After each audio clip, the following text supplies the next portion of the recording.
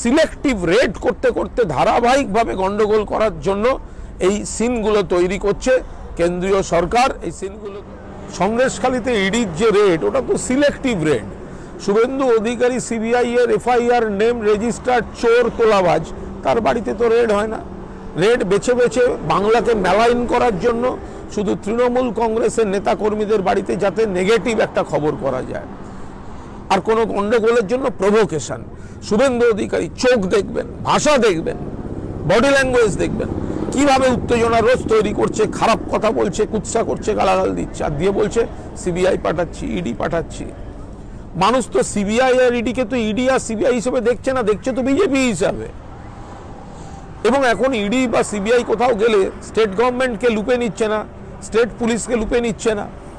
At least chief সেক্রেটারিকেও যদি বলে রাখে, তাহলে তো অন্তত এইটা থাকবে যে কোন এলাকাটা সেন্সিটিভ, কোথায় কোন সময় কি হয়ে আছে, সেগুলো না জেনে নিজেদের মতো করে ওদিকে উস্কাচ্ছে শুভেন্দুরা, আর এ পাশে হাল্লার রাজার হাঁকাহাঁকির মতো হাল্লার রাজার সেনারা গিয়ে গন্ডগোলটা করছেন।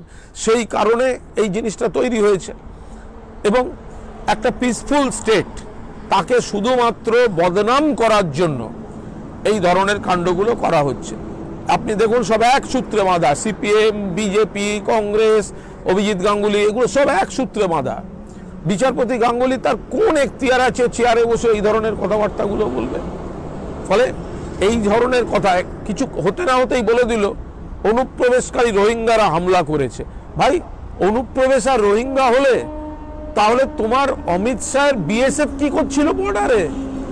রোহিঙ্গা যদি ঢুকে থাকে, যদি অনুপ্রবেশ হয়ে থাকে, তোমরা অভিযোগ তুলছো, দায় তো তোমার অমিত শাহের।